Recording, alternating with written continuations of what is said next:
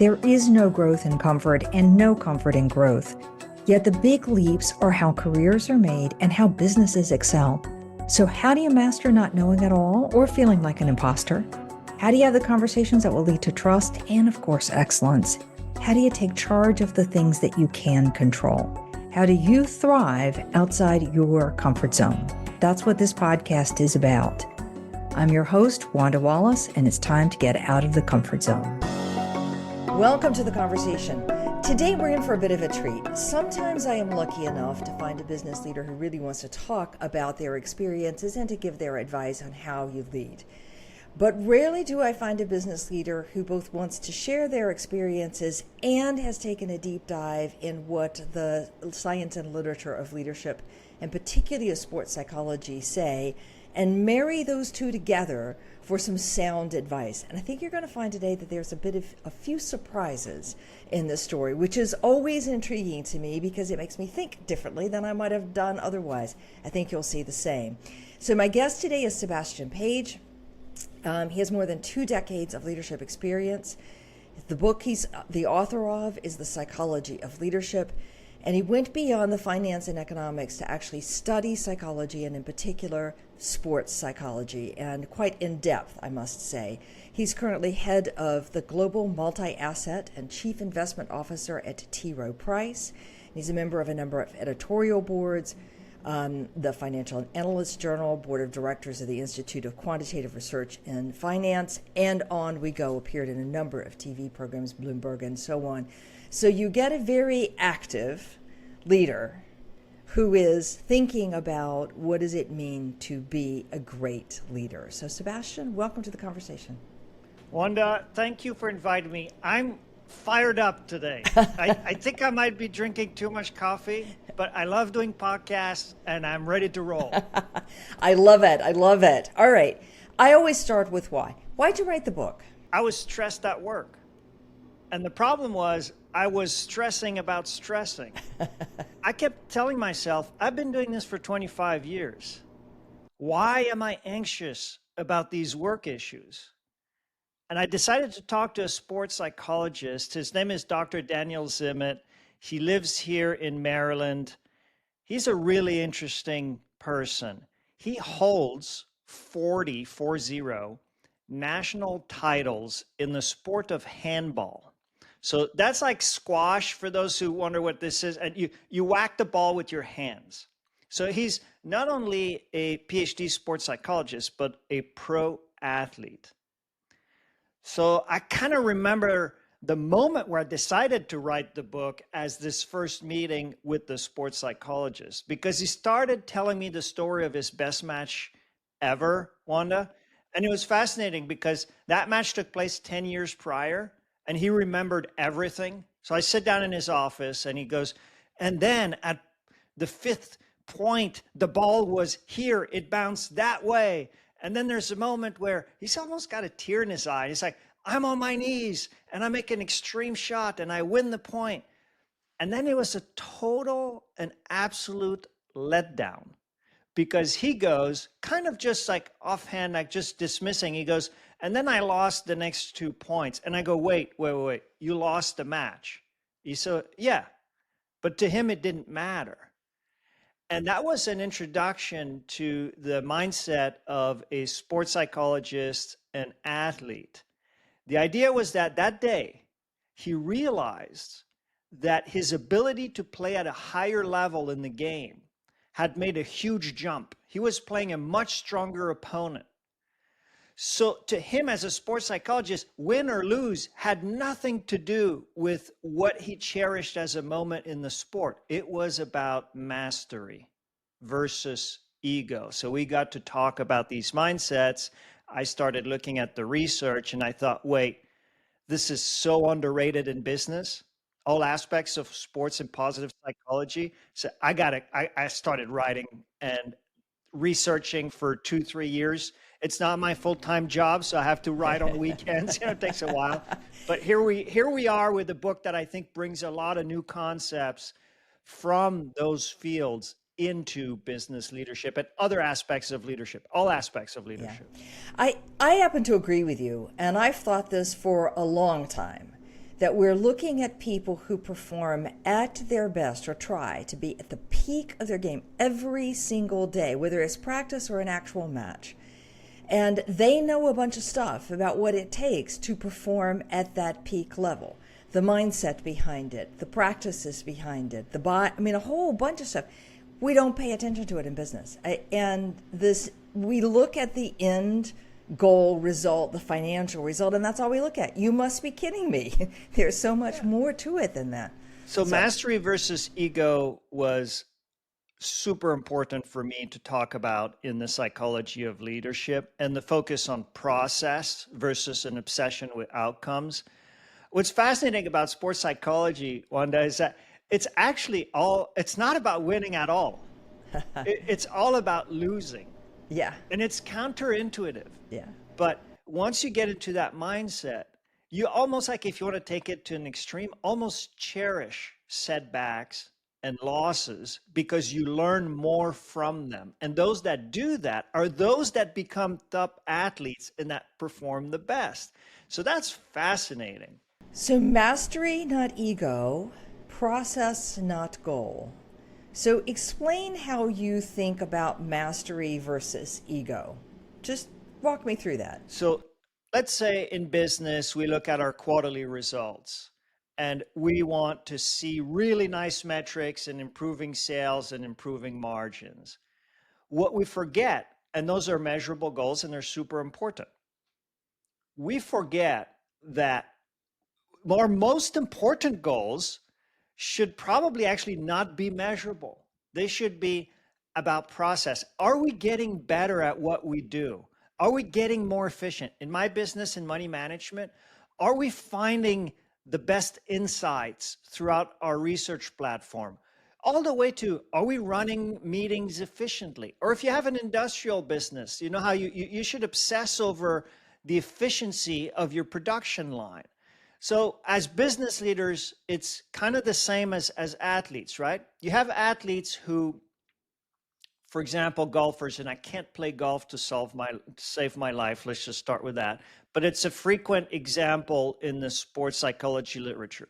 Some golfers want to have a low handicap and win trophies because that's what strokes their egos. That's motivating from an ego perspective. And then mastery-oriented golf players will get excited about improving their swing. That's a very different thing to think about. And, at some point, both players might be as successful, but in the long run, those that focus on mastery tend to perform better. Wanda, I want to give you a really important example for this that I really love, and it's in the psychology of leadership. Roger Federer went completely viral when he made a commencement address about 1.5 years ago to students. He said the following. He said, I have played 1,500 matches in my life. He's one of the top ranked tennis players ever. And then he goes, I've won most of these matches. I've won 80% of those matches.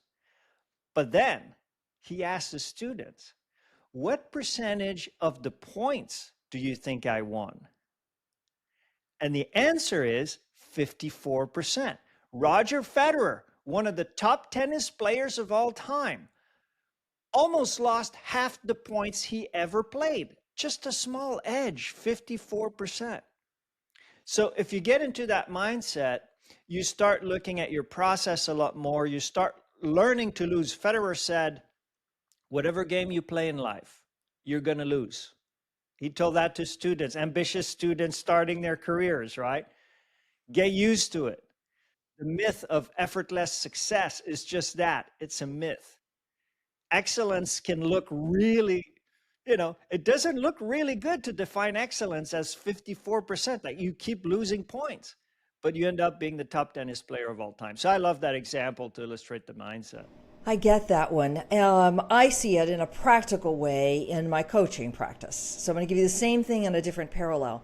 But I watch people who strive to get a particular title. So in your field, that is often, I want to be an MD, or I want to be the head of something. And they strive and strive and strive and strive. And it's like they're looking at that goal as the success, like the handicap, and forget the journey along the way, forget the growth along the way, forget the preparation along the way, forget the how do I get a little bit better at this thing that I'm doing already. And at the end, I think they flame out early. Yeah, and it gets to goals a little bit, but when you survey millennials in particular, I came across this survey recently. It's all ego orientation. It's not mastery. 80% of respondents in the millennials age group will say, my long-term goal is to become rich. And 50% will say my long-term goal or another long-term goal is to become famous. And when you look at the research in positive psychology, by the way, I just want to say there's nothing wrong with having these goals, okay? Like, go ahead and pursue traditional measures of success. It's motivating. Go ahead and measure your outcomes. And you want to win. And all of this is extremely motivating and aligns organizations, and it'll keep you going. I just want to be clear. Like, it's not that simple. It's nuanced. But when researchers in positive psychology looked at people's self-reported happiness over their entire lifetime.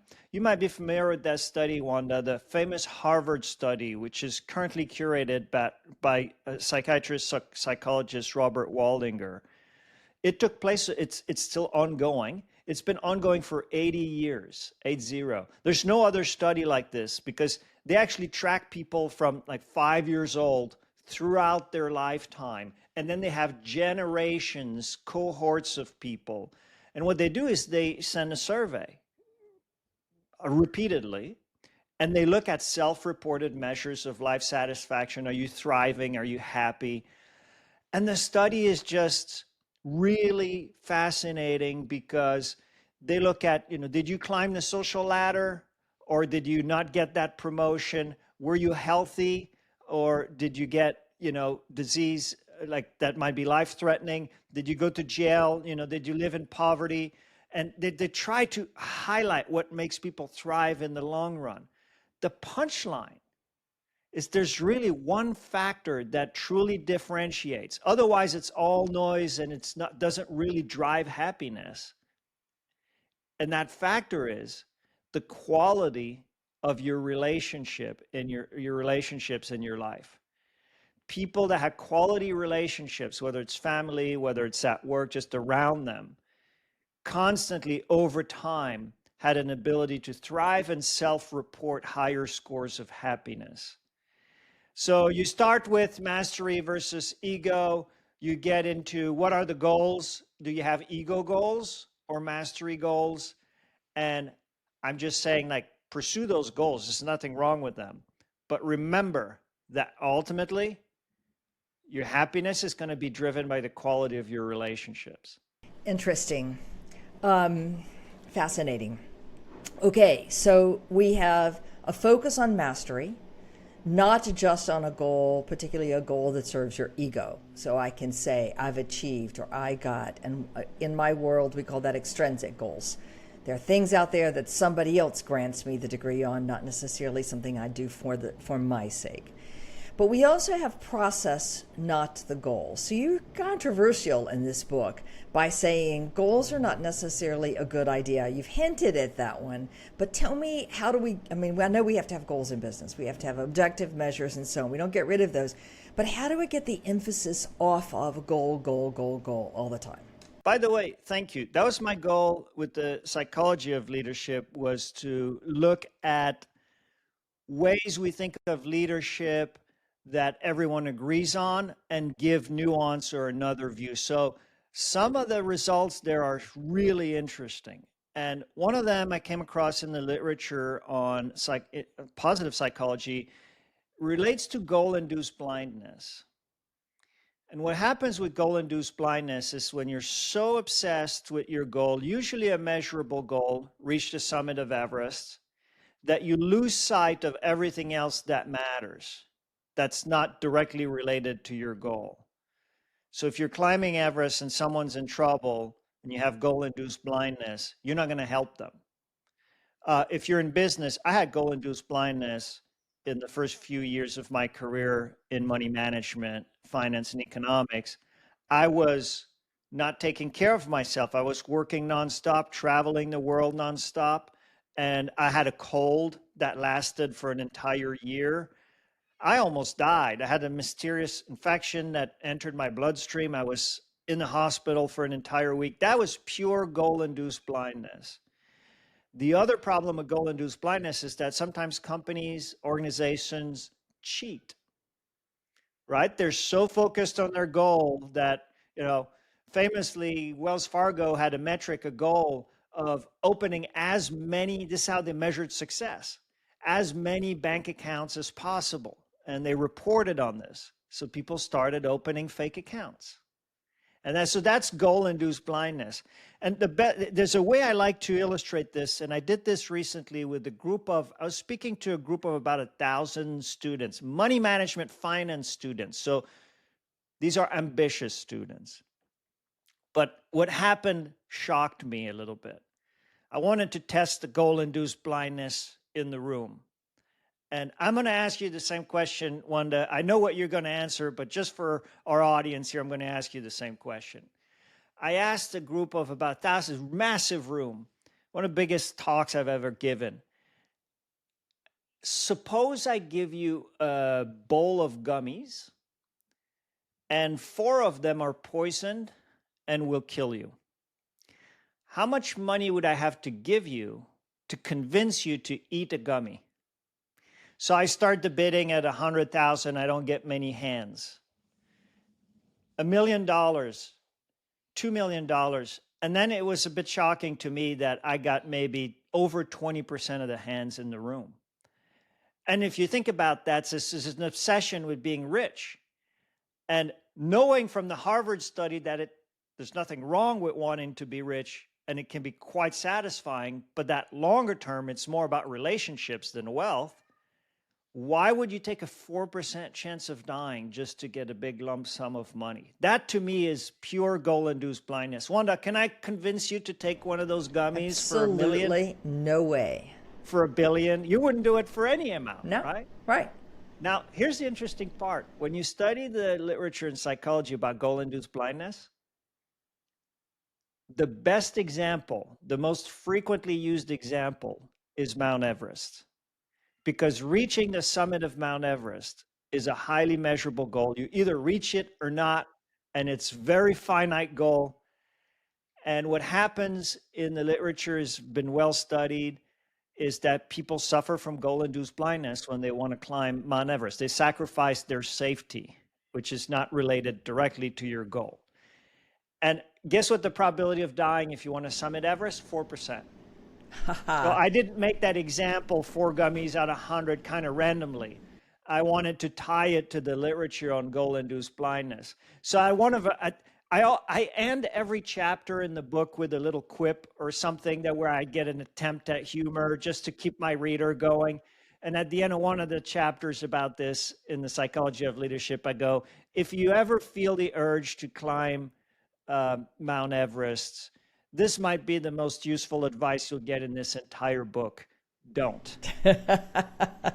Now, I'm saying that, and I have a podcast in a week with an expert climber who's summited Everest. And we'll have an interesting conversation. Will be an interesting conversation. It is true. This notion of goal-induced blindness, how focused we get on the goal to the exclusion of absolutely everything else.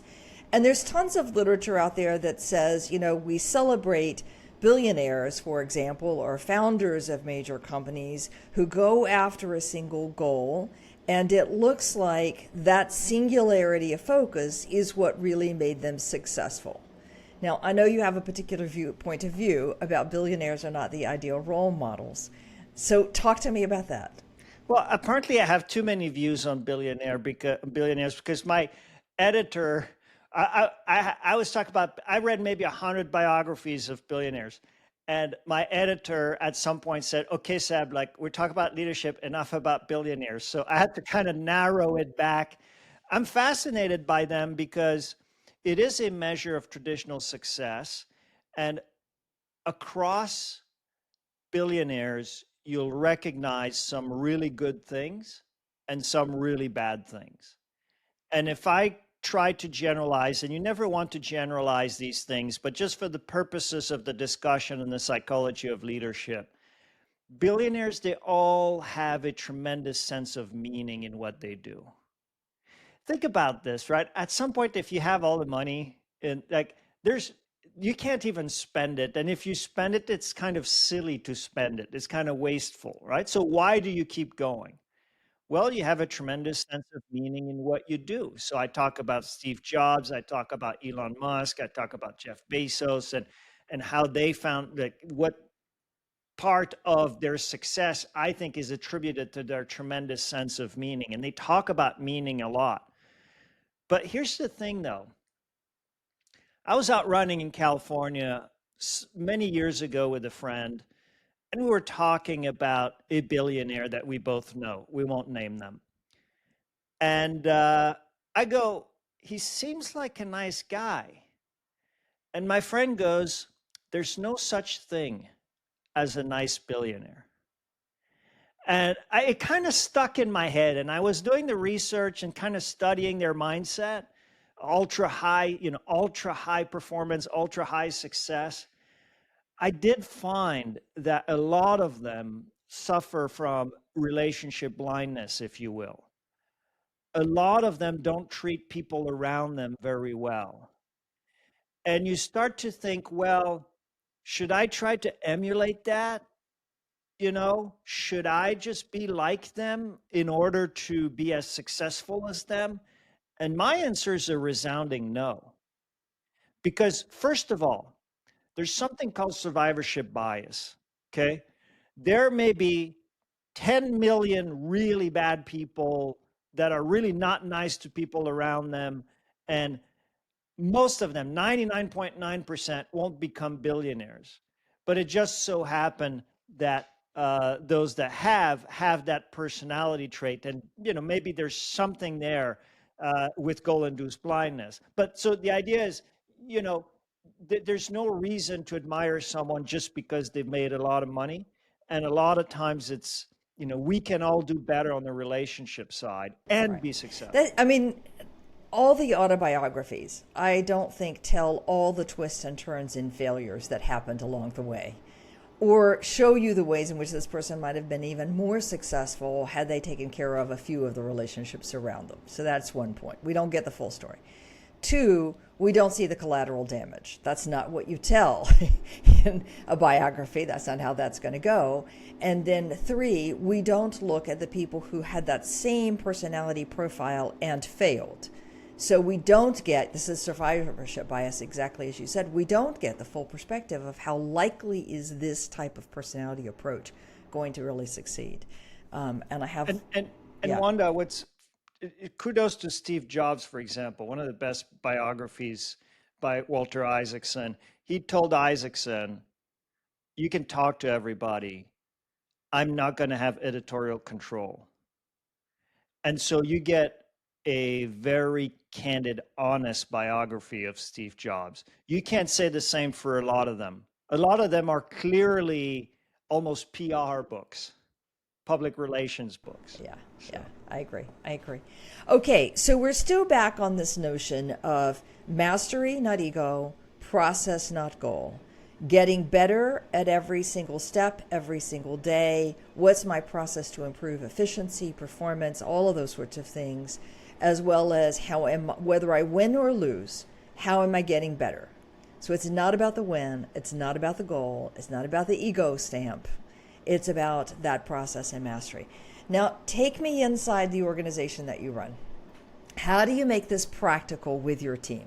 So look, we always try to get better at what we do, as opposed to like the outcomes matter, but we can't obsess over the outcomes. This is the thing with money management. It's kind of like the Federer example we mentioned earlier, where he lost about half of his points. You cannot get it right all the time in money management. No one has a crystal ball. You hear talking heads in finance say, there's uncertainty right now. Let me tell you, there's always uncertainty in investing. And the hit rates, as long as you have a small edge and you can apply it to many decisions over long periods of time, you can do very well as an active money manager, but it comes down to process. Wanda, I would say the most important way to make this practical in decision making under uncertainty is to develop systems and the capability to differentiate between luck and skill. And this is hard. I had a mentor told me once that in money management, there are only two types of investors: those who are talented and those who are unlucky. So that shows that there's a failure often to differentiate between luck and skill. So let me, for our audience, use a very simple example. This is based on Annie Duke's research, famous author. Let's say you go out to dinner and you're having a good time and you decide to drink a little too much wine. Let's say you'd like finished a bottle and you decide to drive home, but you make it home safely. Luck versus skill. Okay, this was a bad decision with a good outcome.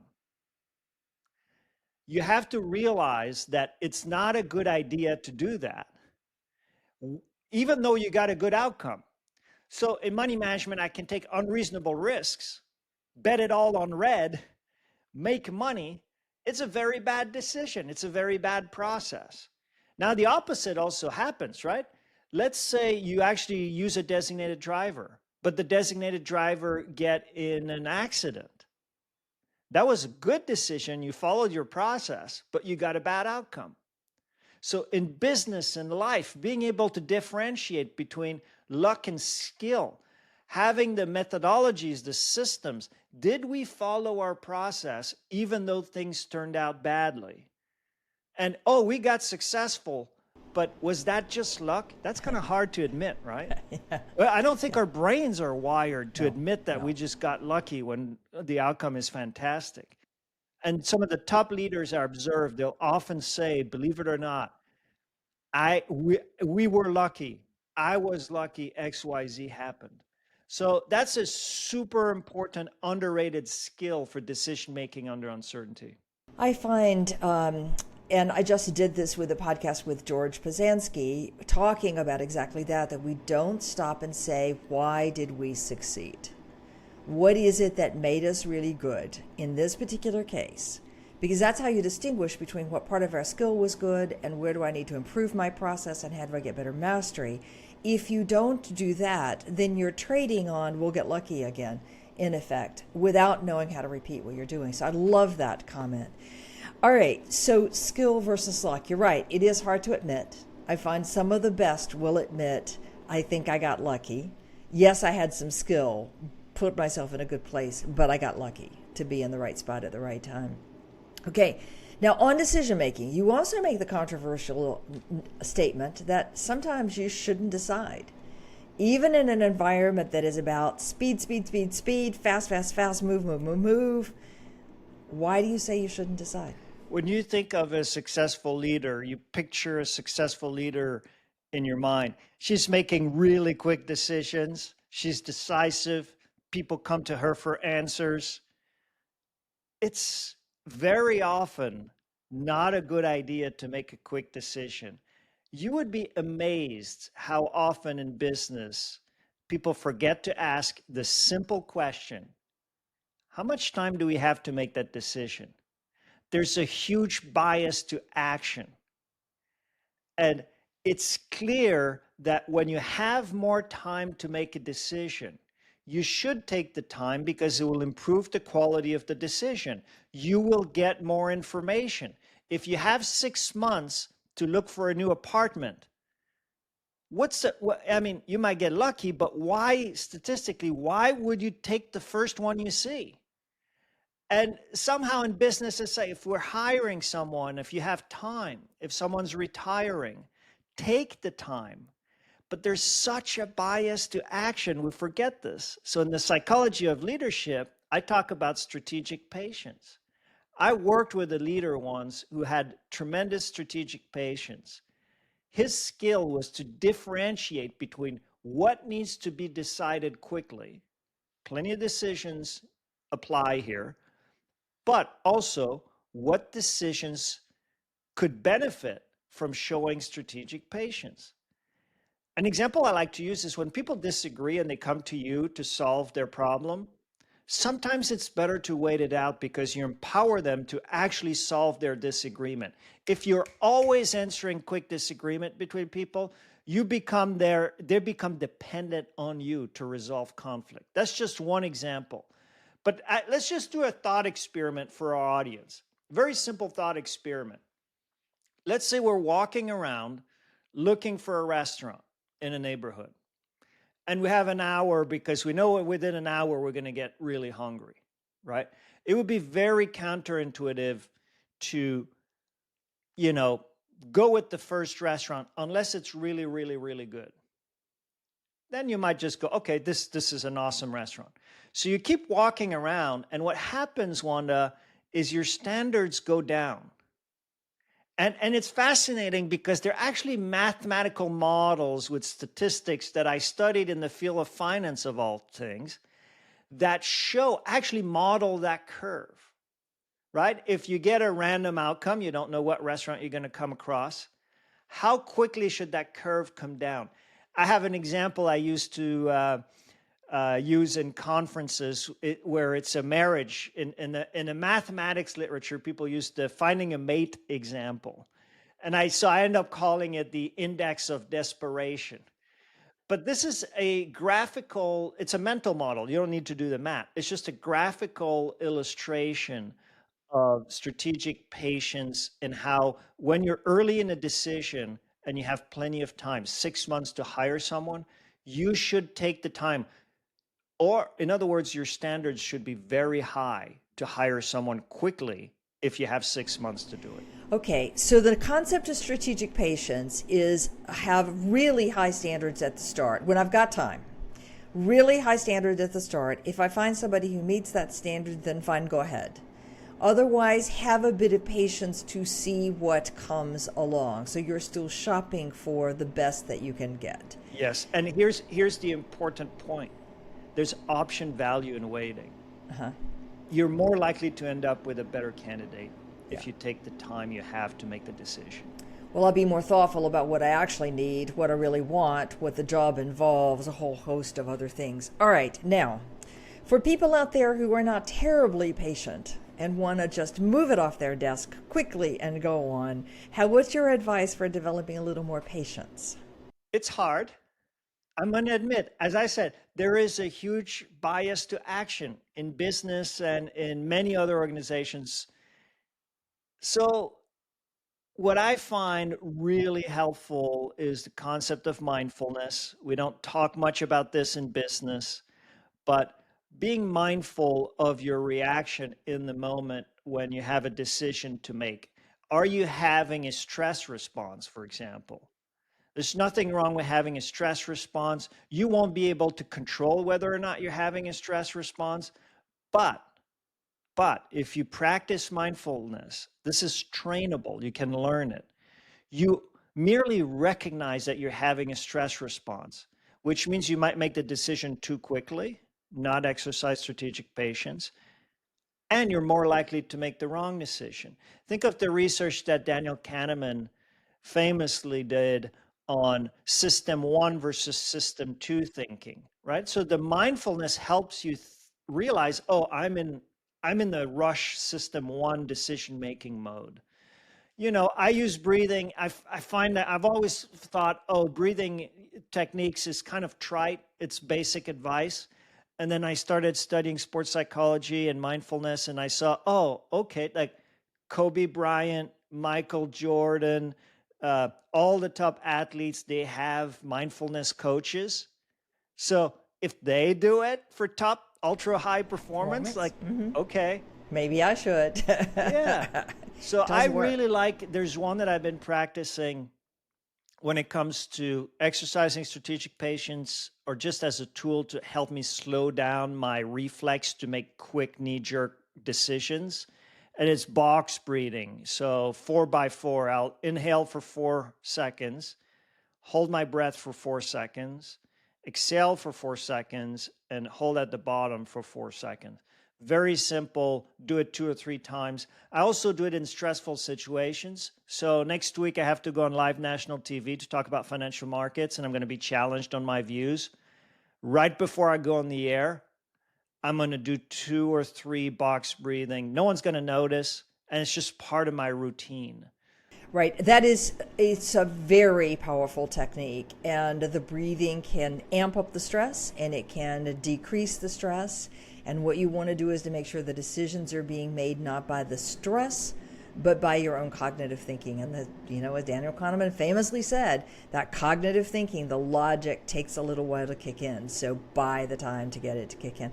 I just listened to an interview yesterday with Daniel Kahneman, and he said the following. He never makes a decision on the phone. When anybody calls him and asks him to do something, he will not answer on the phone. It's your principle. He said, because I make a fast response, I haven't thought about it. I haven't considered, is this something I really want to do or not want to do? So he says, I end up doing things I don't really want to do. So I have a rule to keep me from doing that crazy thing. And that is, I'll never answer yes or no on the phone. I love that. And by the way, it's a sales technique. I work with a lot of salespeople, and they oftentimes need me to help them present to their clients. And some will send emails, and so I have time to think about it. But others will just walk up to my office. Like those are the best salespeople. And hey, can you do this? And it's just so hard because they're looking at you, right? They're right there. That's like one step even above the phone. So email is weak. If I'm flipping it around, right? Let's say I'm trying to sell something to Danny Kahneman. Email is weak. Phone is a little bit better. And walking up to his office is even better. Now, flipping it back to the other side, I get solicited all the time. And we're talking about strategic patience. It's amazing how I said this earlier, but in business, people rarely ask, how much time do I have to make that decision? It's such a simple question. And we make the assumption that the decision is urgent, but 90% of the time it isn't. But we don't even ask, is this urgent? If you get the reflex, when do you need me to get back to you on this? And Right. then use the time. And they use the time. I think that's true when you're also agreeing to take on a piece of work. When you say, yes, I will help you with whatever that thing is, but we never ask what's the time frame. Like, when do you need a response by? Can this wait another week? And so we rush to do it in that moment, and it isn't what was needed at all. And we just don't ask the question. And Wanda, I'm guilty of being on the other side of this, right? So because I have analysts that support me in a lot of different ways, so I ask for things, and all else being equal, I'd rather have the answer quickly. And so my default, and also because it's coming from me, their default is to do it quickly. But those that manage their time well will ping it back to me, Seb, when do you need this by? And then as the leader, it forces me to think, well, that's right. I don't really need it this afternoon.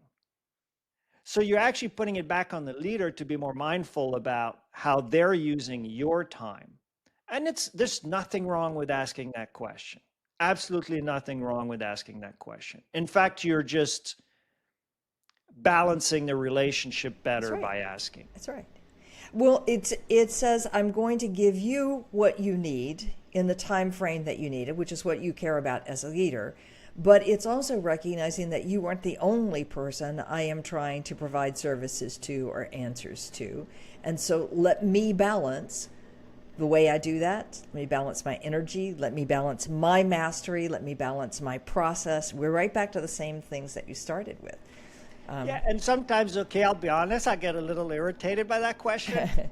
But there, again, it's like, okay, now I have to, I really want it. And then I realize I really wanted it now, but for no other reason that I'm just being impatient, right? So I'll say, okay, 2 weeks is fine. And sometimes people still turn it around quickly, but Yeah.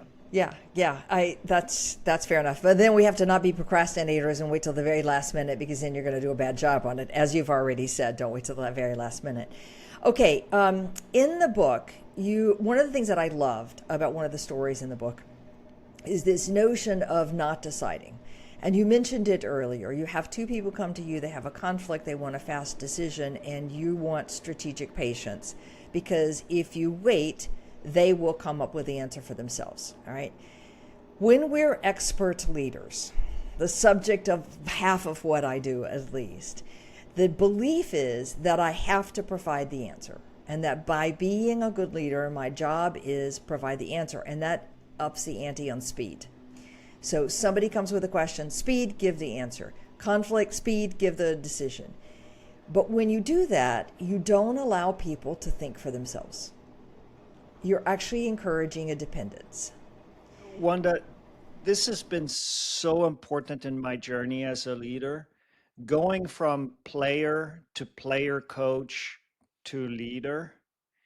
And it's been difficult at times because if you're an expert and then all of a sudden you manage other experts, you'll have a tendency to micromanage because you're used to rolling up your sleeves and doing the work. But as you climb the leadership ladder, what becomes most important is your ability to develop people, to help people perform their best. And by being the player more than the coach, you're not really doing that. You're failing at developing people, which is essentially what you just said. And it's hard to do. And in so many industries, we have this player coach, expert leader problem. In my journey, the biggest, I would say, improvement I like to think I've made over the last several years, maybe 8 to 10 years, has been to shift to listening. And we all think of the leader as this inspirational figure. She's really inspiring. She's a great communicator. But counterintuitively, the number one leadership skill you develop as you climb the ladder is listening. It's almost like a superpower in leadership, completely underrated. And it took me a while to get my head around that. But then you let the experts do their job. Job. Yeah.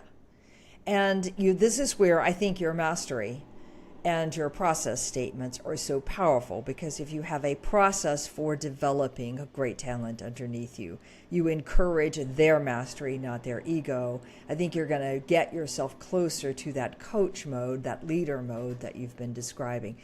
But boy, success is built on being the player and on being the expert, and huge rewards for doing that and doing that incredibly well, and personal satisfaction. And then suddenly it's a different game, and it's a hard transition. I'm with you on that one. And you have to develop the intrinsic motivation as a leader. You have to get excited about helping people perform their best. That's your goal. You're accountable for the organization, you're accountable for the results. And you just have to take a step back with your own individual contribution. And I'm not going to lie, that's been hard for me. Yeah, I think it's But hard. I've learned over time. Yeah, it's about getting more out of the collective than you could do all on your own. I think that's the mindset shift. And once you see that, and then once you can say, all right, it may not be the perfection that I would have done myself, but I'm still getting more out of the collective than I could do on my own, is the place where you start focusing on development. Now, I want to give just a tiny bit of nuance. Yes, please. In those settings where you're an expert leader and managing teams of experts, you still need to have technical know-how and credibility. So sometimes organizations have this idea that the leadership skill is the skill, and they move executives around, and it works in some industries, but you don't want to end up someone running your technology department who has no background in technology, but happens to be a great leader, and they worked at McKinsey and they have a great pedigree. In my experience, it does not work because you do need to know how the work is done in order to help people perform at their best. I just wanted to add that nuance. I totally agree with you. And we tend to talk about it in the business profession, coaching profession, as if you could be purely a general manager. And I don't think you can. I think you have to have some expertise all the way to the CEO seat. I mean, you would never hire a CEO of any company who knows nothing about the industry. You just wouldn't do it. Yeah, people, there's an expression called an empty suit. Yes. Well, I'm wearing a suit right now. Yeah. Hopefully it's not empty.